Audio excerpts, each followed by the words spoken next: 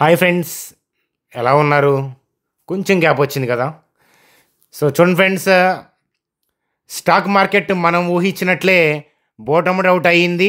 అలాగే ఊహించినట్లే ఎఫ్ఐఐ బాబాయిలు కూడా ఎగబడుతూ కొంటూ ఉన్నారు. సో మీరు అబ్జర్వ్ అనేది క్లియర్ కట్గా చేసే ఉంటారు, రైట్? సో అయితే మరి ఫర్దర్గా మార్కెట్లో ఏం జరగబోతుంది? సో ర్యాలీసు సో ఎవ్రీడే వస్తూ ఉన్నాయి కదా, ఎఫ్ఐఐస్ కూడా బై చేస్తూ ఉన్నారు. మరి ఇత్యాది విషయాల గురించి ఈ వీడియోలో డిస్కస్ చేద్దాం. సో చూడండి, ఈ వీడియోలో భాగంగా హెచ్సిఎల్ టెక్ సంబంధించిన అప్డేట్ చూద్దాం. జే కుమార్ ఇన్ఫ్రాకి సంబంధించిన పాజిటివ్ న్యూస్ ఏంటి? ఇండస్ఇండ్ బ్యాంకులో కదలిక సరిగ్గా లేదు, కారణాలేంటి? ఆ విషయాలు చూద్దాం. కేపీఐటీ యొక్క చార్ట్ ఏం చెప్తుంది? ఐఆర్ఈడిఏ 2 డేస్లో మంచి ర్యాలీ వచ్చింది. ఫర్దర్గా ఏం జరగబోతుంది అనేది చూద్దాం. మణిపురం చార్ట్ చూద్దాం. సో అలాగే స్టాక్ మార్కెట్ ఓవరాల్గా పున్నమి వెన్నెలలాగా ఉంది అని చెప్పచ్చు. సో మరి బ్యాంక్ నిఫ్టీ యొక్క కథాగమనంతో వీడియోని సింపుల్గా ఎత్తేద్దాం. చూడండి ఫ్రెండ్స్, ఒక లైక్ వేసుకోండి, అలా పడి ఉంటుంది. సో అలాగే ఏంటంటే గ్యాప్తో వీడియోస్ చేస్తున్నాను నా వ్యక్తిగతమైన కారణాల వల్ల. కాబట్టి వీడియోని ప్రతి ఒక్కళ్ళు షేర్ చేయండి. కొత్త వాళ్ళని నేను సబ్స్క్రైబ్ చేయమని నేను చెప్పను, ఎందుకంటే ఒక 2-3 వీడియోస్ మన ఛానల్లో చూస్తే నచ్చి మీ అంతా మీరే సబ్స్క్రైబ్ చేసే అవకాశం పుష్కలంగా ఉంది. చూడండి ఫ్రెండ్స్, స్క్రీన్ మీద ఏంటంటే నిఫ్టీ యొక్క చార్ట్ చూస్తున్నాము. సో ఆల్రెడీ ఏంటంటే మనం ఈ క్యాండిల్ దగ్గర నుంచే మాట్లాడుకున్నాము, అప్ ట్రెండ్ స్టార్ట్ అయింది అని చెప్పి. సో ఆ లైన్ ఇప్పుడు డ్రా చేసుకుంది కాదు. సో అప్ ట్రెండ్ అనేది సో కంటిన్యూగా వెళ్ళిందనమాట. ఇలాగా స్ట్రైట్గా వెళ్ళాల్సిన అవసరం లేదు, కానీ ఓవరాల్గా పైకే వెళ్ళింది కదా. స్ట్రైట్గా వెళ్ళినా కొద్దిగా డిప్ అవుతూ వెళ్ళినా ఓవరాల్గా అప్ ట్రెండ్ బలంగా ఉంది. చూడండి, ఇలా గ్యాప్ ఉందా? సో నిన్న క్లోజింగ్కి అలాగే ఇవాళ ఓపెనింగ్ క్లోజ్కి చూస్తే, సో నిన్న క్లోజింగ్కి ఇవాళ డేలోకి చూస్తే కూడా గ్యాప్ ఉంది. FII buying. సో అలాగే ఇక్కడ కూడా చూడండి, ఈ బేస్ క్యాండిల్కి ఇప్పుడు డోజీ కైండ్ ఆఫ్ క్యాండిల్కి ఈ పైన పెద్ద గ్రీన్ క్యాండిల్కి మధ్య గ్యాప్ ఉంది, ఎఫ్ఐఐ బయింగ్. సో అలాగే ఇక్కడ గ్యాప్ ఉంది. సో అంటే ఆ పర్టికులర్ డేస్లో ఎఫ్ఐఐ బై ఫిగర్లు కనిపించినాయా లేదా అది so I don't care. So అది కాదు మనకి, కానీ వాళ్ళ స్టైలు ఇట్లా ఉంటుంది. సో ఇలా గ్యాప్లు మీకు చూడండి, ఈ మధ్యకాలంలో అలాంటి గ్యాప్స్ ఎక్కడ కనిపించినాయా? సో ఈ మధ్యకాలంలో కూడా రీట్రేస్మెంట్స్ వచ్చినాయి, కానీ సో డిఐస్ బై చేస్తున్న స్టైల్ వేరు ఉంటుంది, ఎఫ్ఐఐస్ బై చేస్తున్న స్టైల్ వేరుంటుంది. సో మనం చెప్పాము, వాళ్ళు అడిగేస్తే పిడిగే, వాళ్ళు అడిగేయక ముందే కొంటే డిస్కౌంట్లో స్టాక్స్ స్టడీ చేసుకోవచ్చు. సో అలా కాకుండా వాళ్ళు వచ్చినాక అయితే ఏంటంటే ప్రీమియమ్స్ నడుస్తూ ఉంటాయని మనం డిస్కస్ చేశాము. చూడండి సార్, కరెక్షన్లో ఉన్న ఆపర్చునిటీ మీకు ర్యాలీస్లో రాదు. అలాగే స్టిల్ మిడ్ అండ్ స్మాల్ క్యాప్స్లో చాలా లక్రేటివ్గా ఉన్నాయి. అండర్ వాల్యుయేషన్స్లో రీజనబుల్ వాల్యుయేషన్స్లో ట్రేడ్ అవుతున్నాయి. కాబట్టి వాటిని వెతికే ప్రయత్నం అనేది చేస్తే ఎంతో కొంత స్టిల్ బెనిఫిట్ అవుతుంది అనేది నేను చెప్తాను. సో అట్లాగే సో మీలో ఎవరైనా రీసెంట్ కరెక్షన్స్లో ఇన్వెస్ట్మెంట్స్ చేసుకొని ఉంటే మీరు రీసెర్చ్ చేసుకొని కానీ మీ ఫైనాన్షియల్ అడ్వైజర్ని కలిసి కానీ ఇన్వెస్ట్మెంట్ చేసుకొని ఉంటే రీసెంట్ కరెక్షన్స్లో మీ పోర్ట్ఫోలియోస్ ఎలా ఉన్నాయి, టాప్ 5 గెయినర్స్ ఏంటి, అవి కామెంట్ చేసి మీ పోర్ట్ఫోలియో ఓవరాల్గా ఎంత పెరిగింది రీసెంట్ కరెక్షన్స్లో చేయటం వల్ల అవి కామెంట్ చేస్తే కొత్త వాళ్ళకి ఏంటంటే మీరు ఒక గైడెన్స్ ఇచ్చిన వాళ్ళు అవుతారు. అలాగే కొత్త వాళ్ళు రీసెంట్ ఫాల్లో భయపడతా చాలామంది కరెక్షన్స్ని మిస్ అవుతారు. ఆ విషయం మీ అందరికీ తెలుస్తుంది. అలాగే రీసెంట్ ఫాల్స్లో ఇన్వెస్ట్మెంట్ స్టడీస్ చేసుకున్న వాళ్ళు మాత్రమే సో మీ పోర్ట్ఫోలియోస్ ఎలా ఉన్నాయి, పెరిగాయా, తగ్గాయా, అక్కడే ఉన్నాయా, నెగిటివ్లో ఉన్నాయా, ఎలా ఉన్నా పర్లేదు. రీసెంట్ కరెక్షన్స్లో రీసెంట్ డిప్స్లో అంటే ఈ 5 మంత్స్ డిప్స్, ఈ 4-5 మంత్స్ డిప్స్లో కొనుక్కున్న వాళ్ళు కామెంట్ సెక్షన్లో కామెంట్ చేయండి. అలాగే టాప్ 5 గెయినర్స్ ఏంటో కూడా కామెంట్ సెక్షన్లో కామెంట్ చేయండి. సో అదనమాట కదా. సో ఓవరాల్గా నిఫ్టీ అప్ ట్రెండే ఉంది. నిఫ్టీ పరిస్థితి ఏంటనేది మళ్ళా వస్తాను, కొంచెం గ్యాప్ ఇద్దాం. చూడండి సార్, కేపీఐటీ టెక్నాలజీస్ యొక్క చార్ట్ చూస్తున్నాము. సో మనం 1248 1150 ఈ లెవెల్ అనేది సో స్టాక్ అనేది 1900 1800 ఆ అరౌండ్ ఉన్నప్పుడే మనం మాట్లాడుకున్నాము. ఏంటది 1248 1150. కాకపోతే ఏంటంటే ఈ లెవెల్ దాకా వస్తుందా అని అప్పుడు అనిపించుండొచ్చు మనం డిస్కస్ చేసినప్పుడు, కానీ ఖచ్చితంగా ఈ లెవెల్కి వస్తుందని కూడా నేను చెప్పలేను. ఎందుకంటే పరిస్థితులు బాగోక, గ్లోబల్గా థింగ్స్ కానీ ఐటీ సెక్టార్లో థింగ్స్ బాగోకపోతే కానీ ఈ కంపెనీలో టెంపరీ ఏదైనా ప్రాబ్లం వస్తే కానీ ఆ లెవెల్కి వచ్చే అవకాశం లేదు. కానీ గ్లోబల్గా ఉన్న అలజడి వల్ల కానీ, మన మార్కెట్లో ఉన్న ప్రాబ్లం వల్ల కానీ, ఐటీ కంపెనీల్లో ఉన్న కాస్త వర్రీ కానీ ఏదైతే మనం ఎన్నో సంవత్సరాల నుంచి వెయిట్ చేస్తున్న డిజైర్డ్ లెవెల్స్లోకి చాలా స్టాక్స్ అనేవి వచ్చాయి స్టడీ లెవెల్స్లోకి. కాబట్టి అబ్జర్వ్ చేసుకున్న వాళ్ళు 1248, 1150 పాయింట్ ఆఫ్ వ్యూలో బాగా క్లోజ్గా అబ్జర్వ్ చేసే ఉంటారని ఆశిస్తున్నాను కేపీఐటీకి సంబంధించి. చూడండి ఫ్రెండ్స్, అలాగే ఇండస్ఇండ్ బ్యాంక్ గురించి RBI likely asks IndusInd bank అని. సో రూట్ కాజ్ ఏంటి, ఈ డెరివేటివ్ పోర్ట్ఫోలియో ఇష్యూ ఉంది కదా, దానికి రూట్ కాజ్ ఏంటో ఐడెంటిఫై చేసే ప్రయత్నం అనేది చేస్తుంది. సో అలాగే మనకి ఆర్బీఐ వాళ్ళు ఏమి అడిగారంటే రిస్క్ మేనేజ్మెంట్ ఏంటి, అప్రూవల్ ప్రాసెస్ ఏంటి, ఈ మనీని ఎలా రికవర్ చేయబోతున్నారు, అట్లాంటి విషయాలు అవి ఏంటంటే జరుగుతున్నాయి. మొన్న ఆర్బీఐ ఏంటంటే సో ఇండస్ఇండ్ బ్యాంక్ యొక్క ఫైనాన్షియల్ థింగ్స్కి ఇబ్బంది లేదు అని చెప్పి చెప్పడం అనేది జరిగింది. కానీ ఇక్కడ ఇష్యూని మాత్రం ఏంటంటే రెక్టిఫై చేసే ప్రయత్నం అనేది చేస్తుంది. ఇండస్ఇండ్ బ్యాంక్ యొక్క చార్ట్లోకి వెళ్దాం పదండి. చూడండి ఫ్రెండ్స్, ఇండస్ఇండ్ బ్యాంక్ యొక్క చార్టు సో ఆల్రెడీ మనం డిస్కస్ చేసుకున్నాము. ఏమని అని అంటే సో యాక్చువల్గా టెక్నికల్గా లెవెల్ అయితే 595, 486 దగ్గర ఉంది. కానీ సో మనకి ఇష్యూ అనేది డిస్కౌంట్ చేసింది మార్కెట్ని. అయితే బయింగ్ కూడా జరుగుతుంది ప్యారల్గా అని చెప్పాము. అలాగే ఏంటంటే ఉన్నపళంగా పైకి వెళ్ళే పరిస్థితి అయితే ఉండదు, వెయిట్ చేయాల్సి వస్తుంది అని మనం చెప్పాము.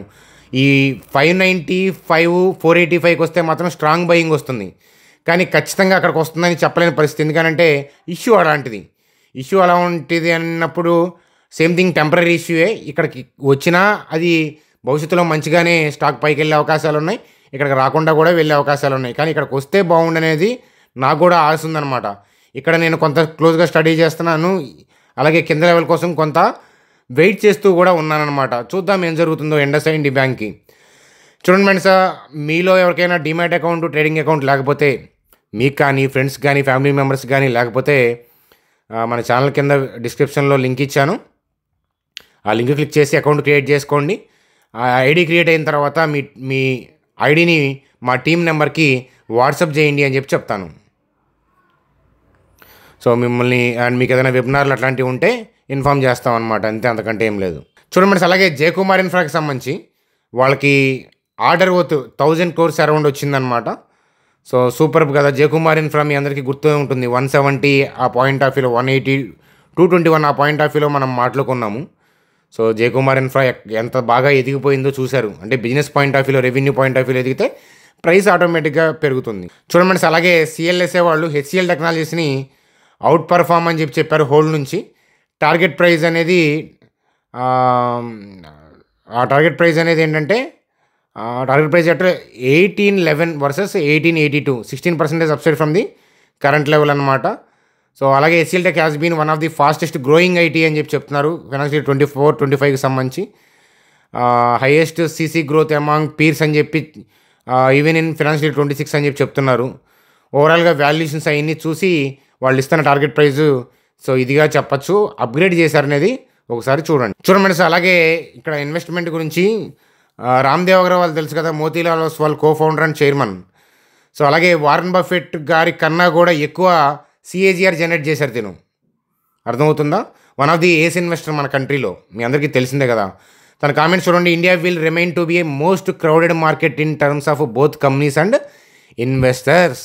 India will be the most crowded equity market in the world.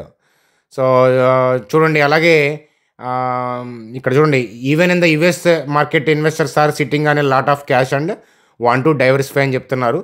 So చూడండి, ఇండియా గురించి పాజిటివ్గా నేను కరెక్షన్లో కూడా మాట్లాడాను, మీ అందరికీ తెలిసిన విషయమే. కానీ ఏంటంటే ఎఫ్ఐఐ రావాలి, వాళ్ళు కొనాలి, దాని తర్వాతే కొంటామని కూర్చుంటారు. సరే, ఈ 4-5 రోజులు ఎఫ్ఐఐ కొన్నారు కదని చెప్పి మీరు కొంటారు. సో దాని తర్వాత ఏదైనా టెంపరీ ఇష్యూ వల్ల ఎఫ్ఐఐ సెల్ ఆఫ్ చేశారనుకోండి, మీరు అమ్మేద్దాం అనుకునే లోపలికి మీ పోర్ట్ఫోలియో డౌన్ అయిపోయి ఉంటుంది.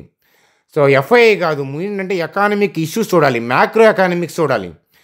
అలాగే మనం Q2, Q3 ఎర్నింగ్స్ ఏంటంటే ఫ్లాట్గా ఉండడానికి, కొద్దిగా డౌన్ అవడానికి కారణం ఏంటంటే లాస్ట్ ఇయర్ బడ్జెట్. కానీ ఈ ఇయర్ బడ్జెట్ ఆశాజనకంగా ఉంది. అలాగే మిడిల్ క్లాస్ వాళ్ళకి ఇన్కమ్ ట్యాక్స్ బెనిఫిట్ ఇచ్చారు, కన్జంప్షన్ పెరుగుతుంది, జిఎస్టీ కలెక్షన్ పెరుగుతుంది, తద్వారా ఎకానమీలో మనీ ఫ్లో అవుతుంది, ఎర్నింగ్స్ పెరుగుతాయి, స్టాక్ మార్కెట్ వాడన్నింటినీ గెస్ చేసి పెరుగుతుంది అని మనం చెప్పడం అనేది జరిగింది. అలాగే జీడిపి గాడి తప్పినప్పుడు కూడా సిఆర్ఆర్ కట్ చేసి అది కూడా ఒక బెనిఫిట్ చేశారు. అలాగే రేట్ కట్ చేశారు మన గవర్నమెంట్. అలాగే సిపిఐ ఇన్ఫ్లేషన్ అనేది 7 month లో. So these kind of positives ఉన్నాయి అనే పాయింట్ ఆఫ్ వ్యూలోనే, ఇన్వెస్ట్మెంట్ స్టడీస్ పాయింట్ ఆఫ్ వ్యూలో మీ ఫైనాన్షియల్ అడ్వైజర్ని కలిసి చూడండి అని చెప్పి లాస్ట్ 2 months ఎస్పెషల్లీ మొత్తుకున్నాను. అర్థమవుతుందా? అది కాకుండా ఎఫ్ఐఐ డేటానే పడతానంటే ఎక్కువ పెట్టి కొనుక్కోవాల్సి వస్తుంది. ఎఫ్ఐఐ కొంటారు, ఇంకా బలంగా కూడా కొంటారు, ఇంకా పైకి వెళ్తే ఇంకా ఎగబడి కొంటారు. సో పైకి వెళ్తే పెద్ద ఉపయోగం ఏమి ఉండదు. సేమ్ థింగ్ ఏంటంటే మీరు టెంపరీ బెనిఫిట్స్ కోసం స్టాక్ మార్కెట్ని చూడకూడదు ఎప్పుడు. మినిమం 6 ఇయర్స్ స్టాక్ మార్కెట్లో ఇన్వెస్ట్మెంట్ అంటే 6 to 10 ఇయర్స్. సో మహా అయితే మీరు ఇప్పుడు మూమెంట్ బాగుంది అలా అని ఎగబడి ఇన్వెస్ట్మెంట్ చేస్తే నెక్స్ట్ మంత్ నుంచి బాగోకపోవచ్చు, లేదా ఈ ఇయర్ ఎక్స్ట్రాడినరీగా పర్ఫార్మెన్స్ ఉండి నెక్స్ట్ 2 ఇయర్స్ డల్ అయిపోయి చితికిపోవచ్చు, రెసిషన్స్ రావచ్చు. అవి ఎవరు ఊహించలేరు. కానీ 6 ఇయర్స్ పాయింట్ ఆఫ్ వ్యూలో చూస్తే స్టాక్ మార్కెట్ అయినా మ్యూచువల్ ఫండ్స్ అయినా అంతే. కాదు నాకు 1 ఇయర్కి ఎవ్రీ ఇయర్ రిటర్న్ కావాలి అంటే ఉన్నాయి అవకాశాలు. ఏంటది? ఎఫ్డి. అట్లా అనమాట. సో నేను చెప్పింది నిజమైతే లైక్ చేసి సబ్స్క్రైబ్ చేయండి. లేదు కాదు మీకు ఎవ్రీ ఇయర్కి రిటర్న్ కావాలి, 3 మంత్స్కి నేను short term point of view investment చేస్తాను, రిటర్న్స్ వస్తాయి అట్లాంటి మార్కెట్ అని అనుకుంటే మీరు ఏ కంట్రీలోకి వెళ్ళినా వేస్టే. ఇండియాకి మించిన ఎమర్జింగ్ మార్కెట్ నాకైతే కనుక తెలీదు. సో కాబట్టి ఇండియాలో పుట్టడమే అదృష్టం. కాబట్టి ఇన్వెస్ట్మెంట్ స్టడీస్ పాయింట్ ఆఫ్ వ్యూలో ఆలోచించండి అని చెప్తాను. కరెక్షన్లో కూడా ఇదే స్ట్రాంగ్గా చెప్పాను. కాకపోతే ఇప్పుడు ఆ మాటలు మీకు నచ్చుతాయి. మీరు పాత వీడియోస్కి వెళ్ళి చూస్తే లాస్ట్ 2-3 మంత్స్ ఇప్పుడు నచ్చుతాయి ఆ మాటలు. కానీ అప్పుడు నచ్చడం అనేది ఇంపార్టెంట్. ఎందుకంటే ఈ కరెక్షన్ నాకు కొత్త కాదు. ఆల్మోస్ట్ మన వీడియోస్ చూస్తే కనుక మీరు లాస్ట్ 5 ఇయర్స్ నుంచి పడ్డప్పుడల్లా మనం ఏంటంటే ఇన్వెస్టర్స్కి ధైర్యాన్ని, అలాగే కరెక్షన్స్లో స్టడీ చేద్దాం అనుకునే వాళ్ళకి మనోధైర్యాన్ని మనం ఏంటంటే మంచిగానే గైడ్ చేశానని నేను భావిస్తున్నాను. అవి భావిస్తే కనుక కామెంట్ సెక్షన్లో తెలియజేయండి, చూస్తాను. లేదంటే okay, that is fine, that is also fine. Good or bad both are mine. So అలాగే మనకి ఫర్దర్గా కూడా గైడెన్స్ అనేది జాగ్రత్తగా జరుగుతూ ఉంటుందన్నమాట. ఎందుకంటే మిడ్ అండ్ స్మాల్ క్యాప్స్ మీద మనం ఫోకస్ చేయాల్సిన సమయం ఇంకా ఉంది. చూడండి సార్, మణిపురం గురించి చూసే ముందు ఇప్పటిదాకా మనం చెప్పిన వీడియో నచ్చితే కనుక లైక్ చేయడం మర్చిపోవద్దు. సో అలాగే కొత్త వాళ్ళు అయితే సబ్స్క్రైబ్ చేసి ఉంటారు. సో అలాగే పాత వాళ్ళు మీ పోర్ట్ఫోలియోస్ ఎలా ఉన్నాయి అనేది, కదలికలు ఏంటి అనేది కామెంట్ సెక్షన్లో కామెంట్ చేయండి. నేను అబ్జర్వ్ చేద్దామని అనుకుంటున్నాను. సో అట్లాగే ఏంటంటే ఇక్కడ మణిపురం గురించి మాట్లాడాలంటే చూడండి, రీసెంట్ హైస్ అన్నింటినీ దాటి మనకి చార్ట్ ఆల్ టైమ్ హైలో కూర్చుంది 240లో. సో మీకు గుర్తుందా, ఫ్యూ మంత్స్ బ్యాక్, ఎగ్జాక్ట్గా 4 months బ్యాక్ అనుకుంటా కదా, ఎగ్జాక్ట్గా ఏంటంటే మణిపురం మీద ఆర్బీఐ బ్యాన్ విధించినప్పుడు సో ఈ 140-136 పాయింట్ ఆఫ్ వ్యూలో చూడండి అని చెప్పాను. పైనుంచి పడుతున్నప్పుడు వెయిట్ చేసి 140-136 దగ్గర మంచి లెవెల్ ఉందని మనం సో బాగా డిస్కస్ చేసుకున్నాం. మీకు గుర్తుందో లేదో, ఆర్బీఐ ఇష్యూ ఇక్కడ ఉంది. డేట్ చెప్పాలి అని అంటే మనకి ఎప్పుడు 17th October RBI micro finance మీద బ్యాన్ వేయటం. ఆశీర్వాద్ ఫైనాన్స్ అనేది ఆ మణిపురం యొక్క ఆర్మ్. దానివల్ల రెవెన్యూ కూడా ఎఫెక్ట్ అవుతుంది, టోటల్ రెవెన్యూ. కానీ కాస్త మనం ఆ డ్యామేజ్ జరిగిన తర్వాత స్టాక్కి మంచి లెవెల్ ఎక్కడ ఉందో అబ్జర్వ్ చేయమని చెప్పాను. చూడండి, 140-240 100 పాయింట్లు పెరిగింది. అంటే మోర్ దాన్ 50% పెరిగింది కదా. ఈ 140 ఇది 280కి వెళ్ళిందంటే 100% పెరిగినట్లే కదా, అంటే స్టాక్ ప్రైస్ పాయింట్ ఆఫ్ వ్యూలో. కానీ ఓవరాల్గా రెవెన్యూ పాయింట్ ఆఫ్ వ్యూలో ఏదైనా గొప్పగా పొడిచిందా ఈ మధ్యకాలంలో అంటే అది లేదు. కానీ స్టాకు టెంపరీ ఇష్యూ వల్ల అది రికవర్ అవుతుందా లేదా చూస్తే ఏంటంటే స్టాక్ని ఏంటంటే మీరు కరెక్ట్గా క్యాప్చర్ చేయొచ్చు అనమాట. ఈ ఎగ్జాంపుల్ నేను మీ స్టడీ పాయింట్ ఆఫ్ వ్యూలో పనికొస్తుందని చాలాసార్లు మీకు చెప్పాలా చూపించాను, గుర్తుందా? అదనమాట. ఆర్బీఐ బ్యాన్ లిఫ్టప్ చేస్తుందా లేదా, వీళ్ళు లిఫ్టప్ చేయించుకునే ఎబిలిటీ ఉందా లేదా అది జడ్జి చేశాం. ఇట్లాంటి ఇష్యూ చాలా మైక్రో ఫైనాన్స్ కంపెనీస్కి గతంలో జరిగాయి, కొత్త ఏమి కాదు. సో అదే చూశాను నేను. సో అంతకంటే ఏం లేదు. కాబట్టి ఇప్పుడు మణిపురం స్టడీ చేయొచ్చా అని మాత్రం దయచేసి అడగద్దు. కరెక్షన్లో మణిపురంలో మళ్ళీ ఏదైనా స్టడీ పాయింట్ ఆఫ్ వ్యూలో క్లోజ్ అబ్జర్వేషన్స్ ఉంటే ఆ లెవెల్స్ ఏంటి, ఎడ్యుకేషన్ లెర్నింగ్ అనేది మన ఛానల్లో తప్పక పోస్ట్ చేస్తూ ఉంటాను. సో ఇప్పుడైతే చూస్తూ ఉంటానన్నమాట. చూడమండి, అలాగే ఐఆర్ఈడిఏకి సంబంధించి షేర్స్ 10% పెరిగాయి. ఎందుకంటే టుమారో బోర్డు మీటింగ్ ఉందంట. కానీ రికార్డు హై నుంచి స్టిల్ 45% డౌన్లోనే ఉంది.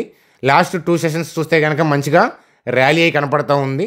రేపు బోర్డు మీటింగ్ ఉండటం వల్ల ర్యాలీ వచ్చింది చూడండి. అంటే ఏదో పాజిటివ్ అప్డేట్ ఉండే అవకాశాలు ఉంటాయని ఇన్వెస్టర్స్ ఊహిస్తూ ఉన్నారనమాట. చూడండి, అలాగే బ్యాంక్ నిఫ్టీ పాయింట్ ఆఫ్ వ్యూలో కూడా మంచి ర్యాలీ, మంచి జోష్ అనమాట. సూపర్గా ర్యాలీ అవుతుంది. కానీ జాగ్రత్త, ఆర్డర్లు ఎగ్జిక్యూట్ అవ్వక ప్రాఫిట్ బుకింగ్స్ వస్తూ ఉంటాయి, మధ్యలో డిప్స్ వస్తూ ఉంటాయి. కాబట్టి కాస్త జాగ్రత్తగా రీట్రేస్మెంట్ వస్తే మళ్ళీ రివర్స్ అయ్యేటప్పుడు ట్రేడర్లు అందిపుచ్చుకునే ప్రయత్నం చేయొచ్చు అని చెప్తాను. సో అలాగే నిఫ్టీ పాయింట్ ఆఫ్ వ్యూలో కూడా మల్టిపుల్ గ్యాప్స్ ఉన్నాయి. కాబట్టి ఏదైనా గ్లోబల్గా కానీ లోకల్గా కానీ ఏదైనా టెంపరీ బ్యాడ్ న్యూస్లు వచ్చి నిఫ్టీ రీట్రేస్మెంట్ వచ్చి మళ్ళీ పైకి వెళ్ళేటప్పుడు చూస్తే మీకు అబ్జర్వేషన్ పాయింట్ ఆఫ్ వ్యూలో పెరుగుతుంది. కానీ ఎఫ్ఐఐ ఆల్రెడీ అడుగులు కనిపిస్తూ ఉన్నాయి. వాళ్ళ అడుగులే ఇలా డేరింగ్గా ఉంటాయి అన్నమాట. వాళ్ళు ఆచితూ చేయరు, దూసుకుంటూ వస్తారనమాట. బుల్డోజర్ లాగా ఉంటుంది వాళ్ళ అడుగులు. సో అందుకనే వాళ్ళు వచ్చే లోపే మనం ఏదన్నా ఇన్వెస్ట్మెంట్ స్టడీస్ పాయింట్ ఆఫ్ వ్యూలో ఉంటే థింక్ చేసుకోవాలి, అదనమాట కదా. కాబట్టి సో ఆల్రెడీ అప్ ట్రెండ్ నడుస్తుంది. పొన్నమి వెన్నెల, వెండి వెన్నెల అనే లాగా మార్కెట్ సో ర్యాలీ అవుతూ ఉంది, చూడటానికి కూడా బాగుంది. సో చాలా రోజుల తర్వాత కరెక్షన్స్లో, ఈ రీసెంట్ కరెక్షన్లో ఇన్వెస్ట్మెంట్ స్టడీస్ చేసుకున్న వాళ్ళు నిజంగా వాళ్ళ ముఖం కాంతితో వెలిగిపోతూ ఉండొచ్చు అనమాట. కాబట్టి మీ సంతోషాన్ని పంచుకోవడం కోసం మిమ్మల్ని కామెంట్ సెక్షన్లో కామెంట్ చేయమంటూ ఉన్నానన్నమాట. Bye friends, good day, good night.